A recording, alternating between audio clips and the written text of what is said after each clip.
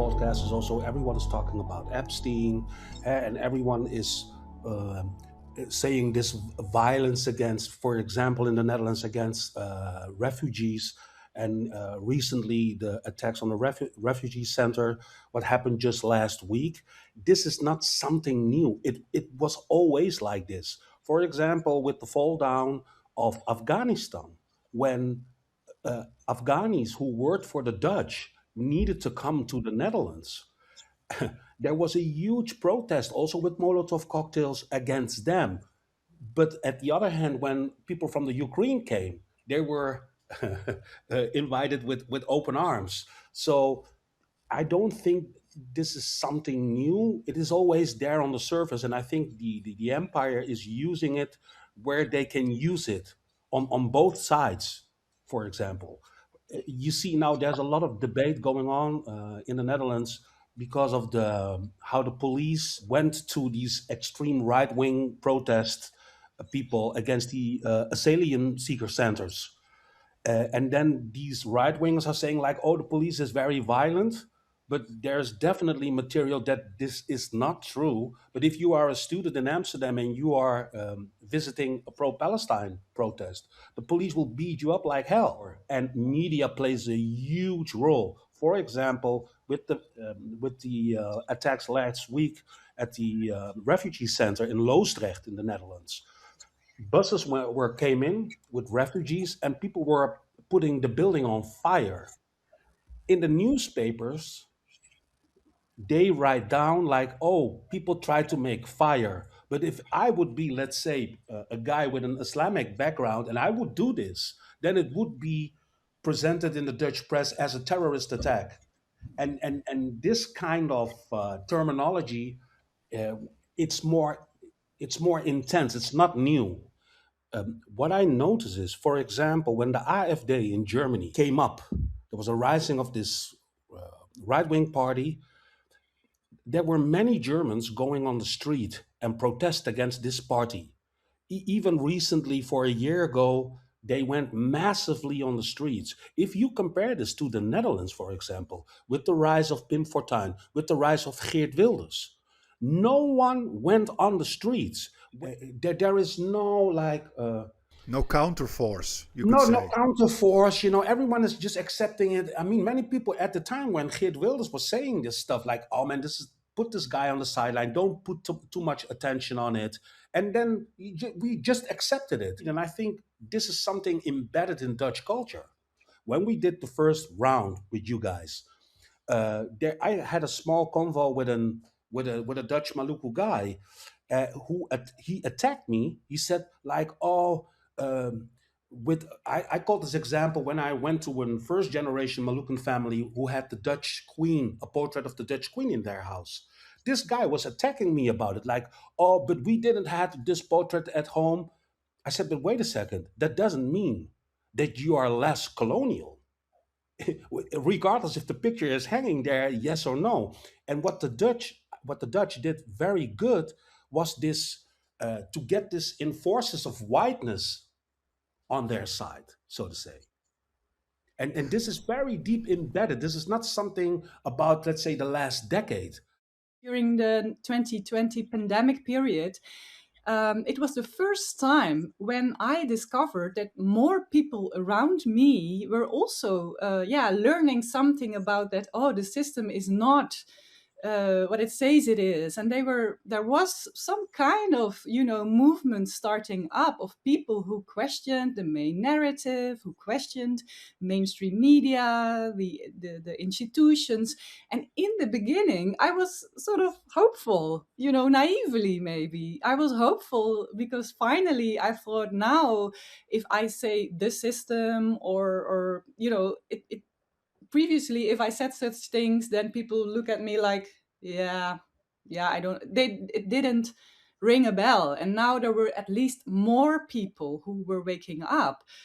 But then, what also Danny also took, we sort of this, experienced this a little bit in together. We know each other since this period, since 2020, and it is we both discovered that many of these groups who were, of course, also sort of criminalized, I think, by the mainstream media, who were called conspiracy theorists and all, not always justified. But when it came to colonialism, racism, they completely fell for the imperialist narrative, which is that, yeah, some even say, like one of these figures, also a politician, also with a Indonesian background, by the way, colonial Indonesian background, Thierry Baudet. He was the party leader of the Forum for Democracy, the FVD, which I think is quite comparable to the German AfD. And he actually, I had once a conversation with him. I had a chance to talk to him, and I did. And then he, he's openly glorifying the Dutch occupation of Indonesia, and he's really, believing that the Dutch were really nice people there. And even if you confront a man like him with figures, with facts and figures about all the horrible massacres, he's still, he's brushing it off like, but maybe there were some mistakes, but in general, we did a great thing. And these are Do you really? Sorry for interrupt you, Yeah. Marjolein, but do you really think that he believes that, or is it what you would call motivated believing? Does he have some kind of motivation behind it? I don't know. Maybe both, but I do think, no, I think honestly people believe this, and it's, if you know the fact, it's almost hard to believe that they can actually brush off all these horrible massacres. But it's not something, that's what I started with, that all these atrocities were committed in far away places. And I think that is, to live in a colonial core country, you can believe in this dream that they told us, that we are the ones that, stand for democracy and stand for justice. It's not for nothing that in The Hague we have this very hypocritical court. It is to show this, to strengthen this story. Well, if I talk about colonialism and I talk about Indonesia, most of the time the first reaction of a Dutch guy is, but we gave Indonesia back. It is so, and I think this You should be grateful. You should be grateful we gave Indonesia back. And I can give you, I had last week an example, and this is hitting it so much. I was sitting on a terrace drinking my coffee after a workout, sitting with my best friend, a white Dutch guy, and there was another guy coming who I see sometimes, and sometimes we talk, and he joined us on the terrace, and we were talking a little bit, and this guy was sincerely asking me the question, what do I find as a brown person difficult in the Netherlands? Then I gave him an example. Me as an artist working in the music industry, that is for a huge part also a white industry in the Netherlands. And I was working with a crew, let's say a predominant white crew. And I was sitting there, we had a sound check, and after the sound check, we had a dinner. And then, of course, not of course, but it happened on the table, there were coming some racist jokes about Sinterklaas, Black Pete, and so on.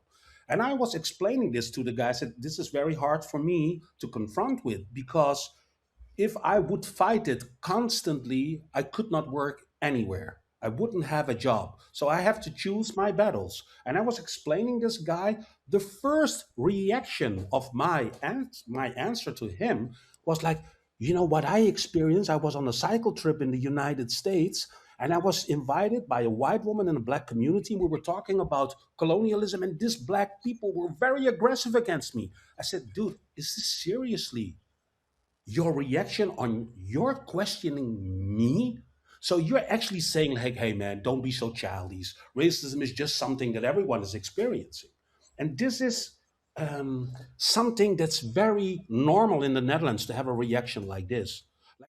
I think we are very fragmented society, and even those who are, questioning or start questioning the system, the entire system, that they feel that something is off there, something is not right, and we are not told the truth, etc. We are also very fragmented. So you have people who are on geopolitical topics, they may, even say like, in the time of the Syrian war, there were I think even also Thierry Baudet, for example, questioned that, and I may even agree with him on that part, and then you have, of course, also anti-racist groups or activist groups in the Netherlands. They're small, but they're there. Those who stood up and wanted the BettBeat to end. And we have these kind of, activist groups. But most of the cases, it can happen that someone is very spot on racism, but then completely supports the Ukraine war. So, these are all these fragmented groups who do not seem to connect the dots. And when you do, so when you also on geopolitical conflicts, you are, speaking up and you see through the propaganda, then sometimes it's so disappointing to experience that many of the same people who you are on the same page with when it comes to Ukraine or whatever, or even Palestine, they come up with the racist bullshit about, what I also think is that racism is completely misunderstood as a concept, because people, as the experience of the example that Danny gave shows, is that this person comes up with a sort of reverse racist example, which does not exist, which shows that this person does not understand what racism is. And another part of it is, I think, that because a huge part of it is unconscious, is not recognized behavior. How can you recognize it when someone tells you it, addresses it? Because if it's unconscious, you will. How will you be able to see something that is so hidden for a long time and deliberately so? About the groups that start to question the system and that are, question the media narratives and everything, I lose these kind of people. And why? Because they think that I fall for the agenda which they call wokeism, right? And I think we can. Well, I thought about this because I thought, if we just take into consideration that most people lack the education, most people have never seriously thought what is racism, because oftentimes people only think it's prejudice. And that's why they also think that racism can be addressed against white people. So they are already against the government, right? They question the government. They're not pro-government. And then the government, with their fake agenda of inclusivity and diversity, which is only for the show, comes up. And so they present, of course, we have now also a prime minister from the D66 party. They are, these kind of liberals who will claim to fight racism, and maybe they even say that they're against colonialism, etc., and that we have to commemorate all these atrocities. They may say that, but then they come up with these, I call it just fake anti-racism, fake anti-colonialism, and then the people who are already against the government and questioning the government, they maybe honestly feel that this is fake. But because they associate what Danny says, what I have to say, they think it's the same. They cannot differentiate between what I say and what Danny says or what you guys explain with that. So they think that I am so stupid to fall for this agenda that is coming from the government. While, my point would be, I would explain to them, wait a minute, there is the fact that governments, that such a very bad government as the Netherlands, with so much complicity also today in the world, in all these wars and attacks, that such a government hijacks the topic of racism and colonialism, and even comes up with apologies and all that, and research, also investigations, does not mean that the original issue, the original problem, is a non-issue. And that is, I think, the big error there, the big misunderstanding from these sides. So if you ask me, has something changed? I actually think, our hope that this could, lead to some more critical movements. Yeah, my hope is gone, because many of these people are not right wing from their history. So many of them were actually, what I hear, people I know who considered themselves previously as leftists. But now they still, they I don't, some of them even call themselves now right wing. They openly admit that, no, I'm not leftist anymore. And in addition to this racist rhetorics that is very openly there in these groups, there is also another part, and this is anti-communism, because they all, people fearing that the great reset is coming up, that there is a big reset of the economic system coming up, which I think is there is a truth in there. They are doing something to our economic system, but then they think that it is communist and that it's socialist and that we will be expropriated because some even say Cultural Marxists, that kind of stuff. Baudet is saying this constantly. We had an extreme right-wing government last year. And now we have a guy called Rob Jette, who's actually also have an Indonesian descendants, so to say. So there is definitely, this is not a coincidence, I want to say. This is also very maybe interesting for later on, but I think there's a pattern. Rutte, Wilders, Baudet, Jette. This Rob Jette, our new prime minister, was a year ago. He was also part of a huge pro-Palestine protest in the Netherlands called the Red Line, where he was also making selfies like, oh, we are against the genocide and so on, and we have to recognize Palestine and so on. The guy is in power now. He said nothing about it. Nothing. They still continue to support Israel to the fullest. And there are some small movements, activists going, of course, on the street. As I said, young students in Amsterdam, in Rotterdam, in the big cities, so to say. In the Netherlands, we have demonstrations. But then the awkward thing is, for example, we have Femke Halsema, who is the mayor of Amsterdam, who said really, literally, she said, if you are participating in these kind of protests, you can expect violence from the police. She did not set this stuff when there is, so to say, this anti-refugee protest.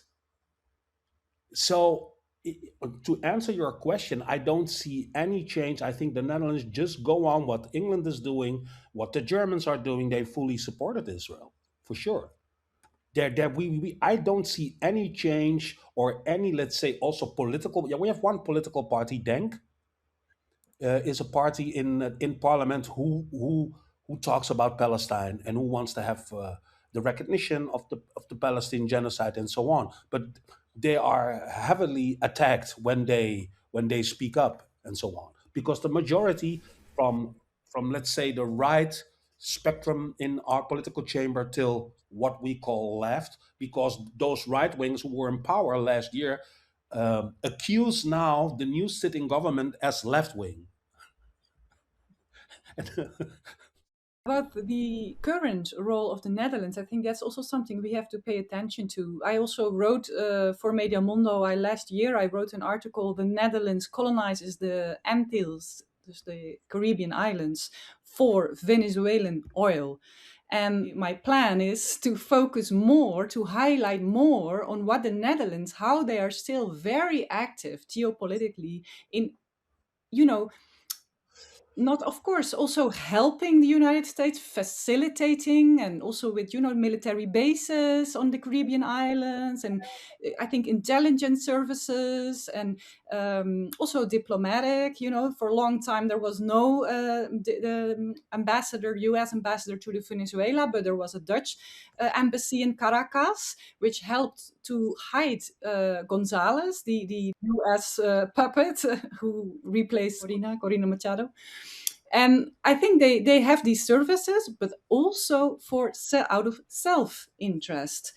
And that's, I think, we have to take into account whether the government is openly right-wing under Prime Minister Schoof and with Wilders, or the more liberal version of Rob Jetten. Just days ago, Rob Jetten was visiting the Caribbean islands, the Antilles, and I think it's not a coincidence. They play a role. They play a very big role, and we have to keep that keep track on that, I think. What annoys me often in these discussion on geopolitics, that people then say that we in Europe are colonized by the United States.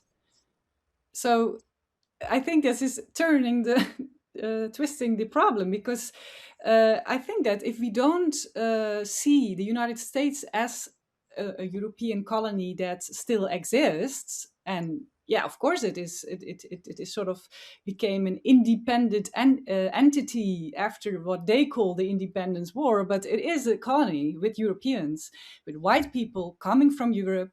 So no, I don't think that we in Europe are colonized, or that we are, what do they call, that we are sort of only, subordinate and have to listen to in this case now, Trump or other presidents. No, I think that United States also needs Europe. There is, and Europe, because the United States played in the last 50 to 100 years a bigger role than what the British and the Dutch did before.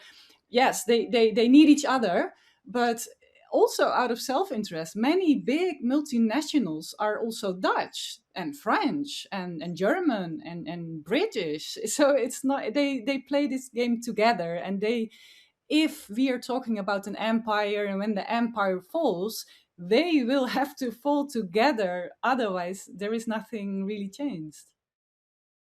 The role of the Netherlands, we talked about Rutte as the Secretary General of NATO, but we have a huge history when it comes to these positions. Joseph Luns, who was the foreign minister back in the days when, for example, after the independence war in Indonesia, this guy started in 1933 as a member of the NSB.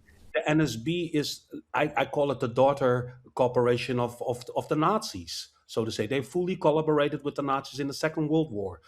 And Joseph Luns was a member of this party. You know where this guy ended his career? As Secretary General of NATO. Afterwards, Jaap de Hoofd Scheffer came as a Secretary General, also a Dutch guy. So it is no coincidence of, let's say, the position of the Dutch in geopolitics. They play a major role for sure. And I think history is also very important to see this pattern. As I said, Wilders has colonial background, Indonesia, Jette, Rutte, Baudet, and so on. So we should also, in some sense, focus on these kind of patterns, because it is a system.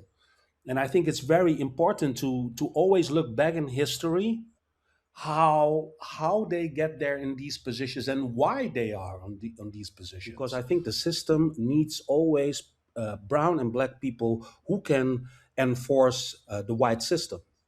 So I think it goes so far, as I just said it. Like, I think they need people who encounter this white system.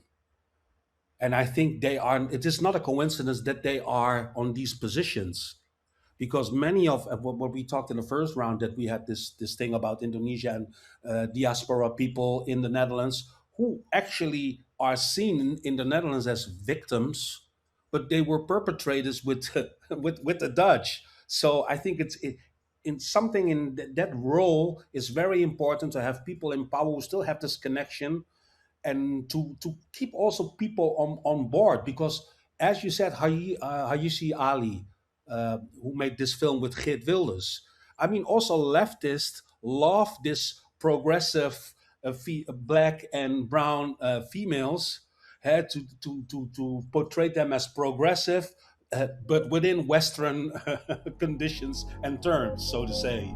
So this is a very smart game that they are playing.